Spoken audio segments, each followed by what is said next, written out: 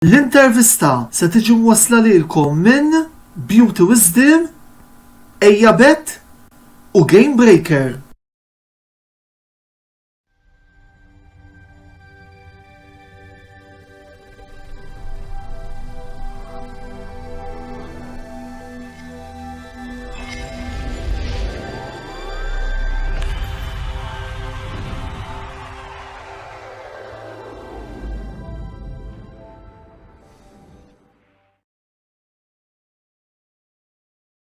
Antonello Bela jisellmilkom u jilqakom ma' 57 programm mis-sensiela l-intervista.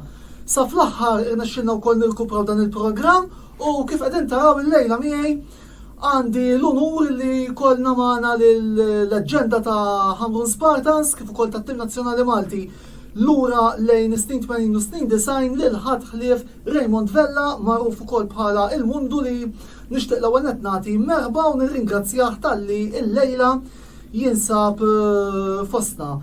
Nixtuqu qabel xejn ukoll infakrukom li l-programm tal-lejla huwa wieħed irrekordjat, imma min xorta jixtieq ħalli xi kumment fuq dak kollu qed niddiskutu, intom tistgħu tagħmlu dan fis-sezzjoni li ħajkollna apposta marbuta ma' din ix-xandira. Barra minn hekk nixtieq nieħu wkoll din l-okkażjoni biex nirringrazzja lil Ejja Bet talli offrawlna l-uffiċini tagħhom biex il-lejla nkunu nistgħu wkoll inxandrulkom din l-intervista li rikordjajna ftit tal-ġranet ilu u li tant ninsab ċert li kontu qegħdin tistennew u li issa sa fl-aħħar nistgħu inwaslulkom. U qabel ma nibdew id-diskussjoni xtaqna li nippreparaw ftit il-triq għalija u nibdew billi naraw skeda qasira li preparajna appuntu fuq Raymond Vella magħruf bħala il-Mundu. Raymond Vella, data ta' twelid 11 ta' Jannar 1959. Pożizzjoni midfielder jew libero. Fl-ura diviżjoni Raymond Vella lab 212 logħba li fihom huwa skurja 17 gowl. Id-debut tiegħu fl-ura diviżjoni Vella għamlu mat-tim ta' Marsa nhar id-9 ta' Novembru tal-1975 fl-logħba mitlufa bl-iskor ta' 3-1 kontra Valletta. Il-karriera ta' Raymond Vella bħala futboler bdiet fl-1975 mat-tim ta' Marsa. Hemmhekk hu għamel 10 staġuni sakemm fil-bidu tal-istaġun 1985-86 u ingħaqad ma' Hamrun Spartans. Mat-tim tal-President Victor Tedesco Raymond Vella għamel 7 staġuni mill-1985 sal-1992. Fl-1992 u ingħaqad ma' St Andrews fejn magħhom għamel 2 staġuni.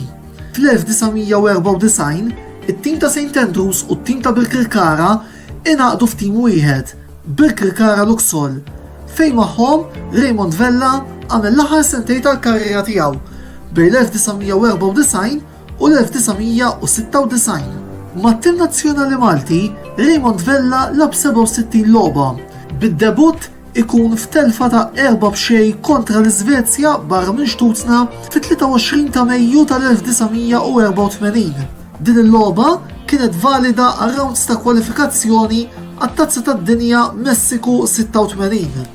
Il-Mundu mat-Tim Nazzjonali Malti skurja gowl wieħed, dak li permezz tiegħu Malta rebħet 2-1 kontra t-Tunezija logħba ta' Rotmans Tournament nhar il-10 ta' Frar tal-1988.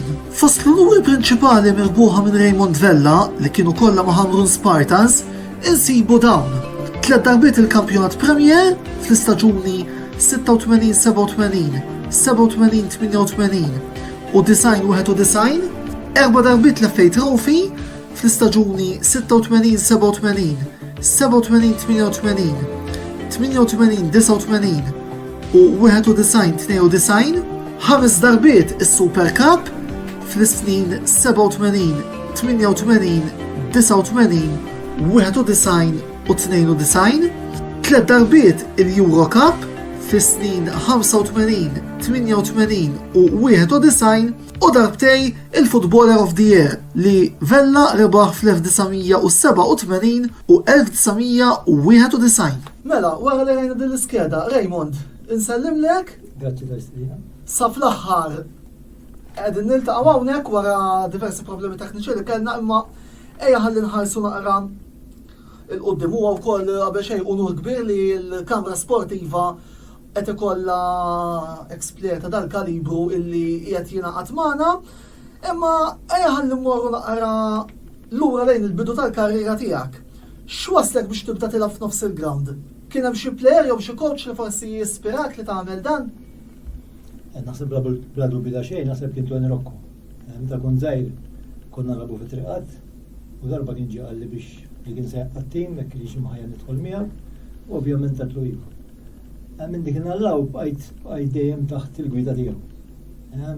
Meta tkun żgħir dik il-verità mhux toqgħod taħseb fuq il-pożizzjonijiet għax tibda tiġi wara l-ballun kun kollu trid il-ballun saqajk, però mbagħad iżjed ma beda żmien iżjed bedejt jien ir-rwol dik li nsejħilha importanti għalija jiena li bqajt imbagħad biha sal-aħħar.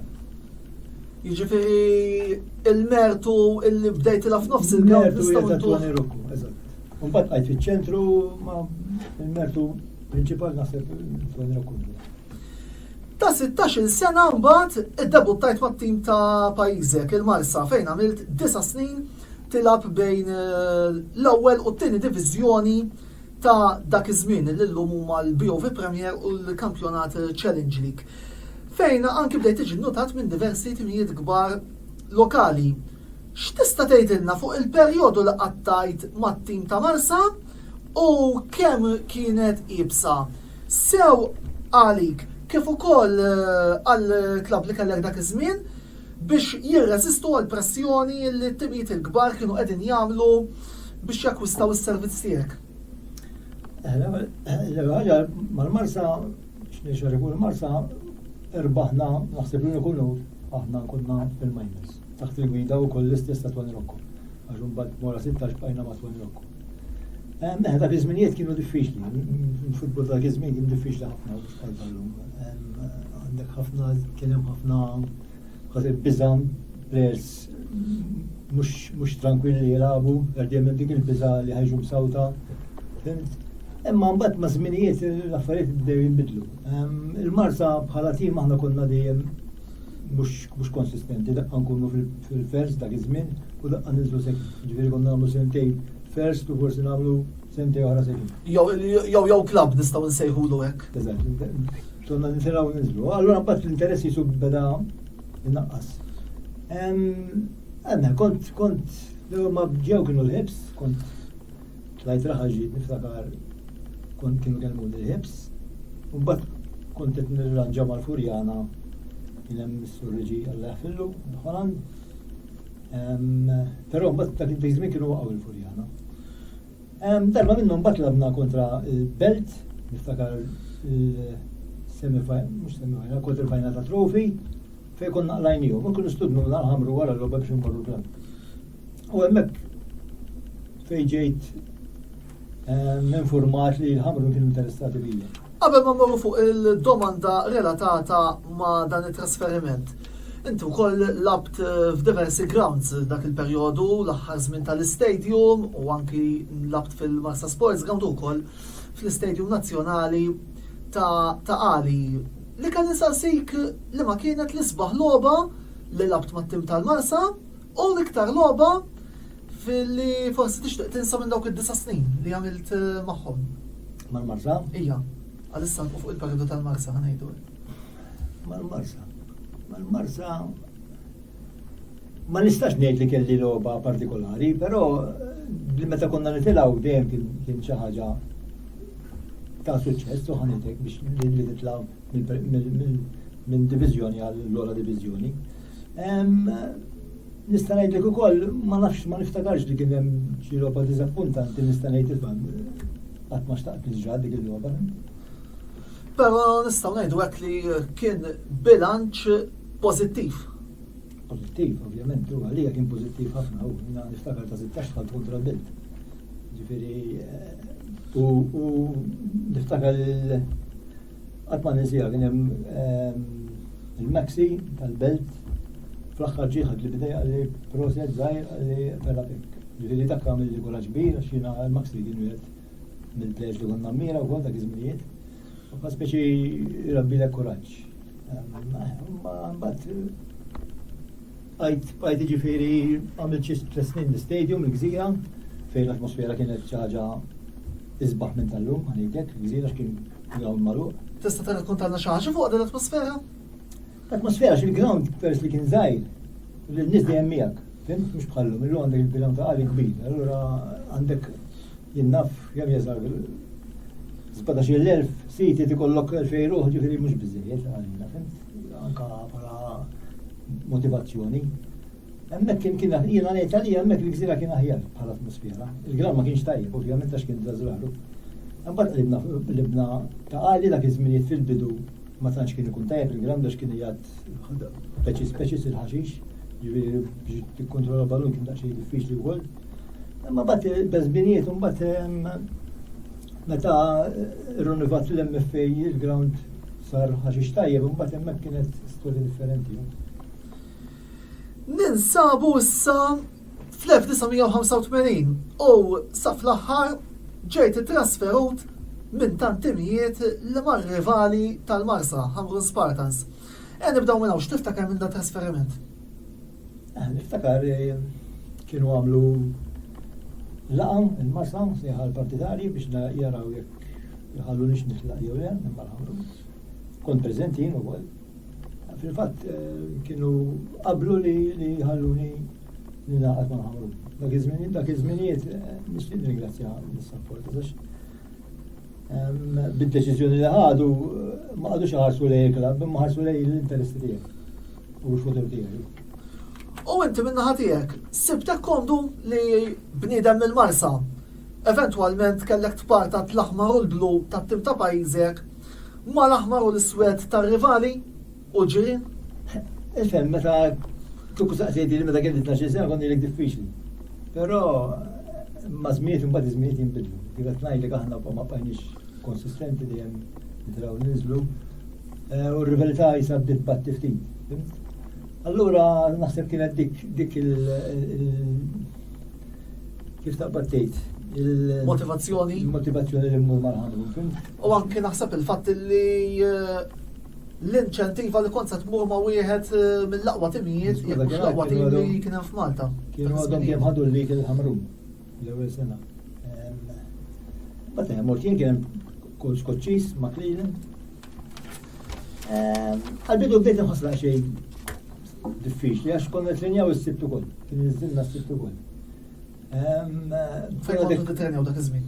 Konna trenjaw għal-Marsa u għal-Majlen. Majlen kien għadu żrar. Is-sibt għal xejn diffiċli, però mbagħad kelli kien hemm Fred Jazzupalli fejn kont nigwara tajjeb ħafna miegħu. Ovvjament Tedesco kien jagħmel l-kuraġġ ukoll. Mbagħad bil-mod il-mod u tibda tidra plejers u mbagħad sir parti minnu. Semmejt il-President Viktor Tedesco li naħseb kien il-moħħ wara l-era li Hamrun Spartans iddominaw bejn l-1982 u l-1992.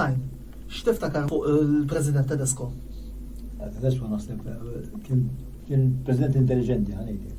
Kien jaff fil-logħba, ġieli kien jinterfini wkoll waqt il-lectures tal-coaches ukoll. Kien naħseb kien intelligenti u naħseb kien bis-saħħa tiegħu reġa' qajjem il-futbol Malti. Eżatt, x'kienet tagħmlu l-ispeċi ħdej presidenti oħra dak iż-żmien kienet tagħmlu aħjar għall-inqas fajnejkom il-players is-supporters ta' Hamrun? Kien jimmotivak u qed ngħidlek kien intelligenti ħafna, il-logħba kien jafa. Meta jkollok president u jaf il-logħba ikun jaf x'qed jagħmel, fimt iżjed u iżjed. Allura inti iżjed għandek kun motivat iżjed minnu. Inti ukoll kont pedina strumentali ta' dawn it-timijiet li kont qed ngħidu dominaw ix-xena tal-futbol lokali fi snin 80 u l-bidu ta' snin 90. Ħansemmilek id-doppjetta li rbaħtu għal sentej wara xulxin fl-1986-87 u 87-88. Taħseb li t-tim ta' żewġ doppjetti kien l-aqwa tim li qatlabt miegħu fi żmien li qattajt ma' Hamrun Spartans? Naħseb jiena, mhux naħseb ċert, minnax, kemm dod ma' Hamrun għamil 7 snin. Kull sena dejjem irbaħna xi ħaġa. U naħseb kien tim maqut ħafna, konna niftehmu ħafna. kien l-dipartiment kien tajjeb, allura kienet tagħmilha iżjed faċli għal kull plejer li jaddatta għal-tim tal-ħamur. U fil-fatt ukoll il-kor ara ġej il-mundu għalik kien naħseb jidwi u kien wet mill-korji ewlenin li l-partitarji ta' Ħamrun Spartans kienu jkantaw l-avversarji. Dika kienet ħarġet għax konna rabna kontra l-belt, meta kienu ħadu li l-belt li kienet l-aħħar logħba. U konna 4 miljon tejbet u konskurjat fl-aħħarina. Ġifieri dika għalhekk propja ħarġet dik id-diska. Grazzi Raymond, imma wissal waqaf qasira ta' riklami, ibqgħu magħna għaliex l-intervista li qegħdin nagħmlu appuntu ma' Raymond Vella l-mundu ser tkompli wara dawn. Dalwaqt magħkom.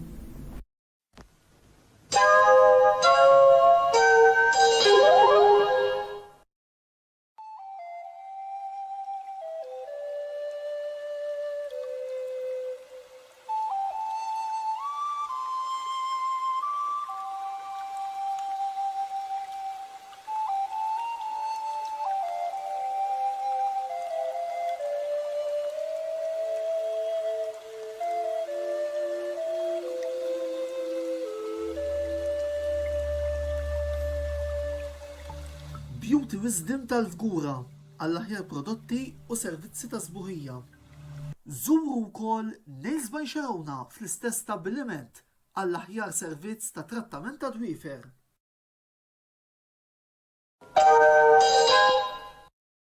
Ejabet.com, l-isports kollu, il-ħin kollu.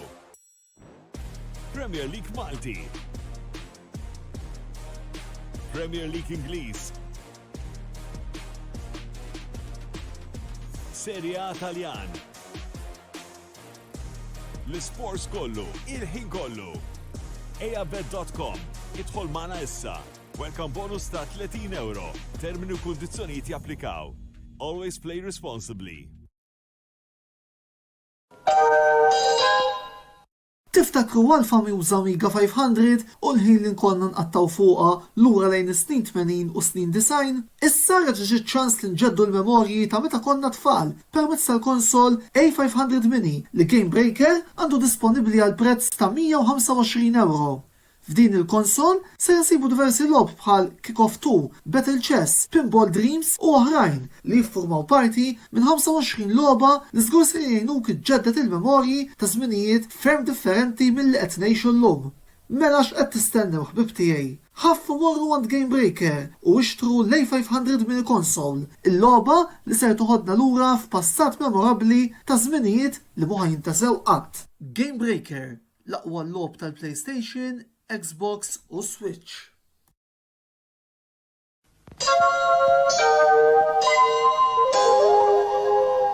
Merħba lura għat-tieni parti tal-programm l-intervista, il-produzzjoni ta' diskussjoni li kull nhar ta' 5 filgħaxija il-Kamra Sportiva qed ittella fejn il-lejla kif qegħdin taraw għandna magħna bħala mistieden speċjali lil ħadd ħlief il-leġġenda ta' Ħamrun Spartans u tat-Tim Nazzjonali Malti Raymond Vella magħruf ukoll bħala il-Mundu.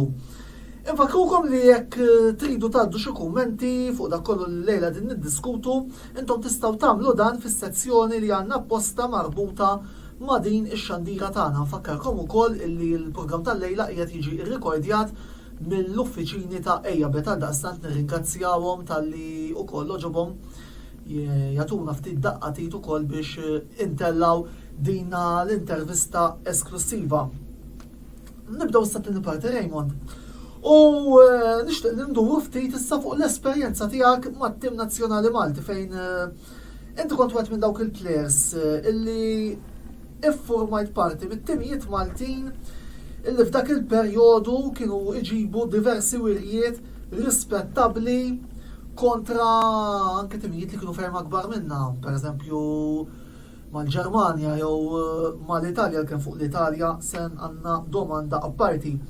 Kemm taħseb illi l-iskema professjonali li kienet nidet il-Malta Football Association f'nofs is-snin 80 kienet għenet biex dawn ir-riżultati jaslu? La dubju ta' xejn, kienet importanti ħafna. Ma ninsewx li konna wara terfa ta' 12 wieħed kontra Spanja. Niftakar Ġorġa Bela kien qal isma' jrid xi ħaġa. U bdew jaħdmu fuq din l-iskema. Inti ma kontx labt fuq fija dik il-logħba. Dik wara tħati. Però kien ġi Dobrev u dak iż-żmien it-tip nazzjonali kien diffiċli għaliex li tiġi wara telfa ta' ġbieħed, kellek players mhux immotivati. Kellek players li kienu waslu fit-tmiem tal-karriera tagħhom. Il-fatt ġifieri naħseb ma kienx baqa' ħamsa minnhom baqgħu jilagħbu. U kien diffiċli, il-moral kien baxx ħafna. Players jisom biex jiġu fit-tim nazzjonali kienet ma kienux immotivati ħafna, fim? U niftakar konna nitrenjaw il-Marsa, dik il-ħabta konna nintaqgħu xi tlieta, konna nitrenjaw ħabsa, dressing room ma kienx, forsi kien ikonna waħda fejn nbidlu, għax-xawer ġie ma kien hemm. Ħaxiġi veri ma kienx tajjeb, speċis, kien diffiċli ħafna dak iż-żminijiet.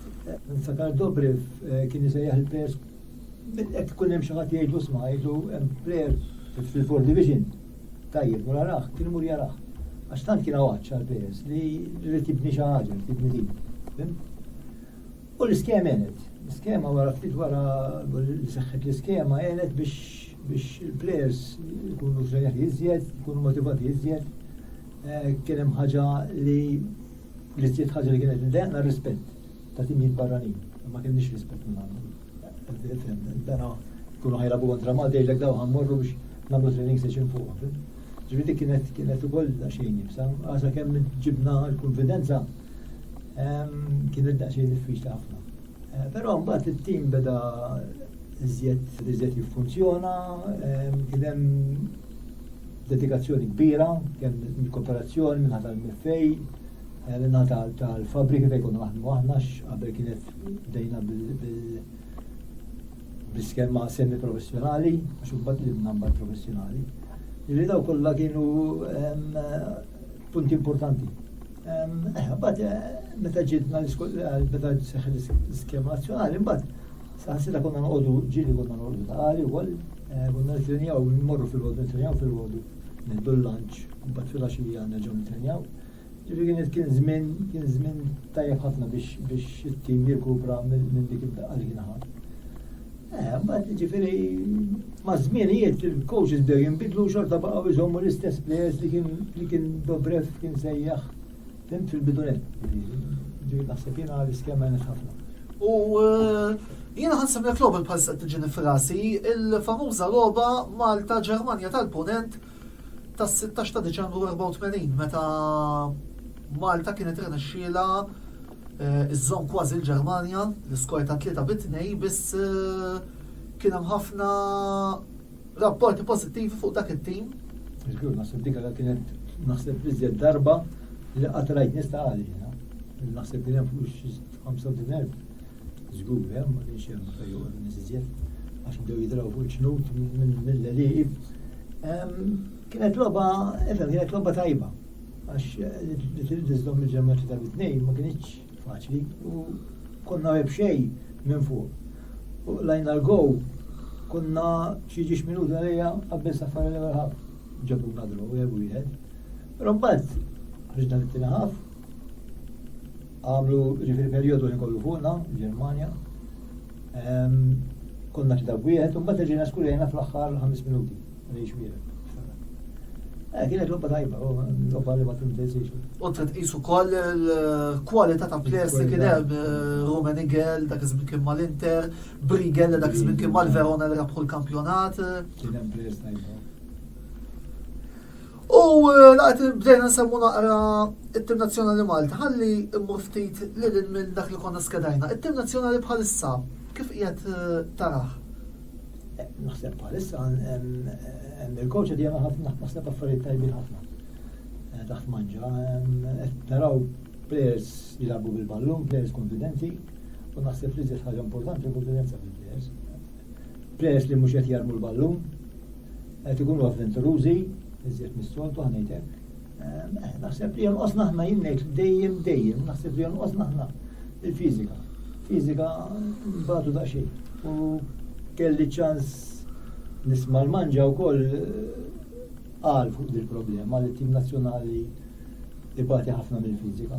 Ġifieri jaf x'inhu jagħmel.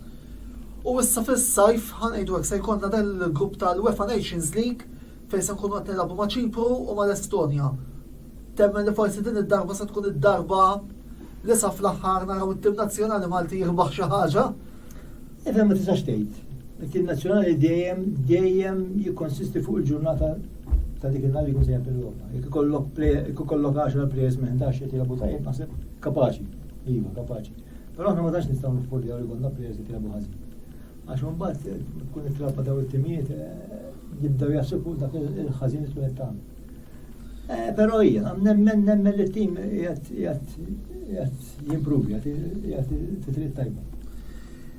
Ħalli issa nibqgħu fuq il-kapitlu nazzjonali u issa xtaqt insaqsi kursità.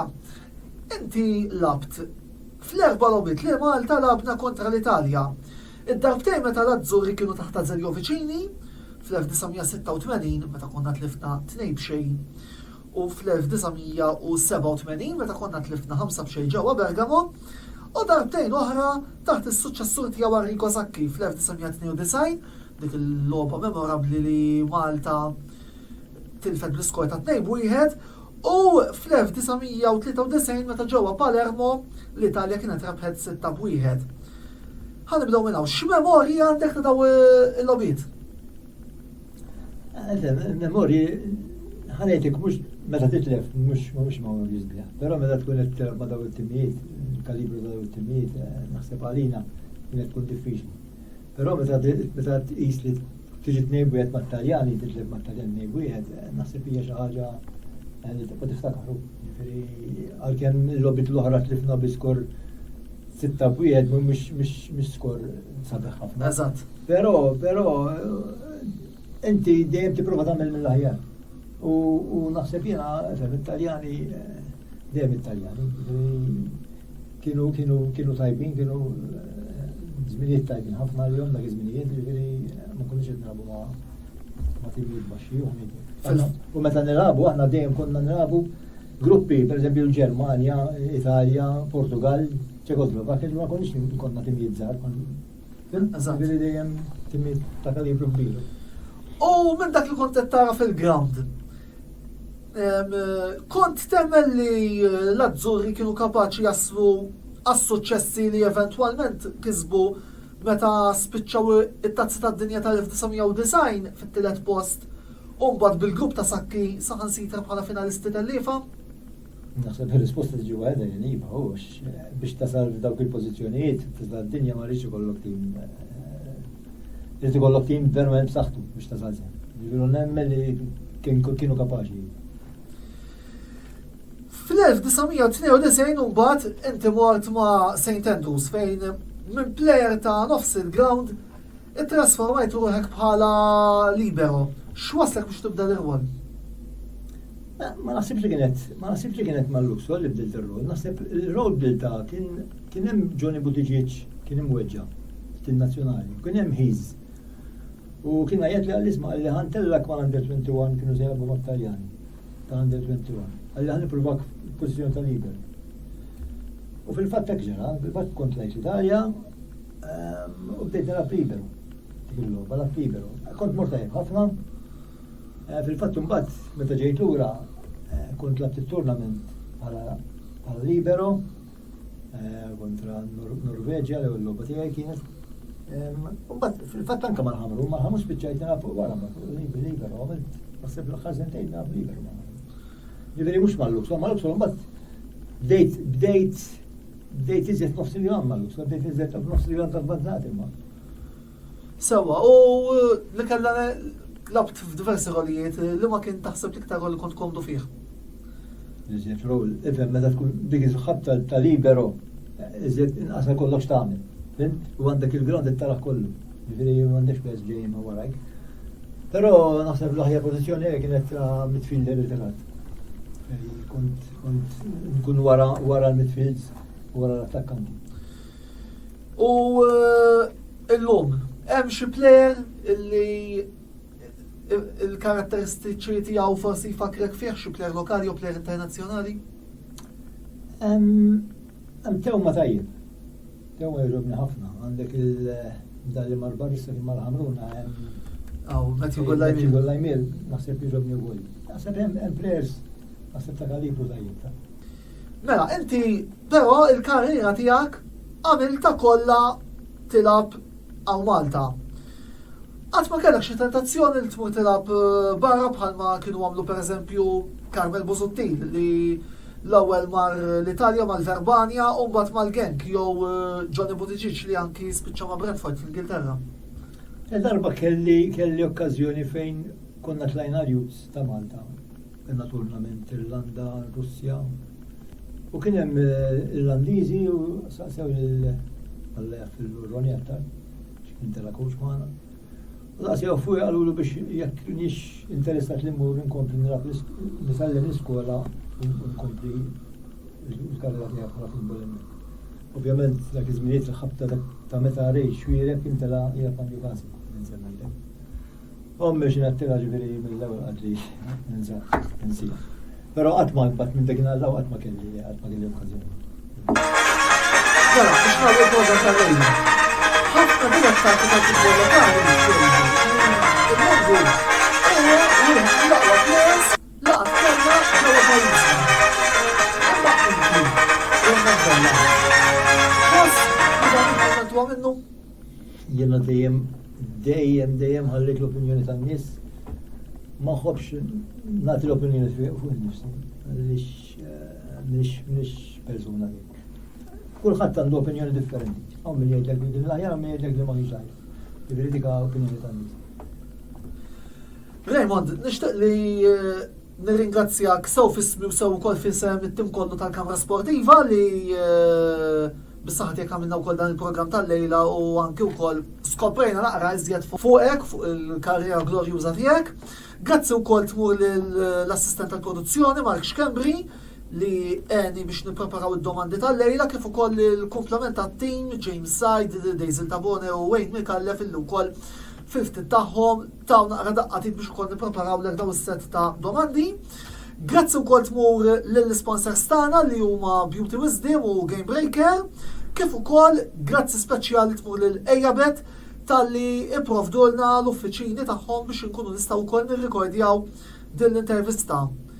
Il-ġimgħa d-dieħla il-programm jerġa' jirritorna b'mod dirett bħalma nagħmlu s-soltu fl-istess ħin fejn din id-darba ser nkunu qegħdin nitkellmu fuq il-kampjonat BOVM League li ser ikun intemm propju f'dawn il-ġranet. Bħal dejjem ukoll nfakrukom illi jekk forsi nħaqtu dan il-programm minn issa, fatt il-programm diġà qiegħed disponibbli ukoll fuq l-istazzjon uffiċjali tagħna fuq YouTube fejn hemmhekk ukoll tistgħu taraw diversi kontenut, il-programmi kollha li kellna sissa, l-video logs li ntella wkoll minn ħin għal ieħor li rigwardaw it-tmiem tal-lobby tal-Inter, reazzjoni li konna wara tlielaq tal-Formula 1 u diversi kontenut oħra. L-appuntament tiegħi magħkom huwa għal għada fejn għal-ħabta ta' 9:15 noħorġu bil-video log ta' reazzjoni għall-logħba Spezia kontra Inter mis-serja Taljana. Sakemm nerġgħu niltaqgħu, jien Antonello Bella nirringrazzja lilkom li segwejtuna, nerġa' nirringrazzja minn ġdid il-Raymond li kien magħna llejla ma xogħtix forsi tagħti xi messaġġ finali lis-segwaċi tagħna, jekk jogħġbok. Grazzi, nirringrazzja pereżempju lil Twan Rocco li kien dejjem naħseb it-tieni mister tiegħi biex minn meta kien żgħir. Meta kont żgħir kien jieħu siebi, dawk il-coaches kollha, il-trenjaj taħtom. Il-presidenti lil kulħadd. U l-segwaċi l-supporters kollha li kienu jissapportjawna. Tajjeb, u b'dan il-messaġġ min-naħa ta' Raymond aħna nagħlqu l-programm hawnhekk niltaqgħu l-ġimgħa d-dieħla fl-istess ħin għall-programm l-intervista. Il-lejli tajjeb u saħħit.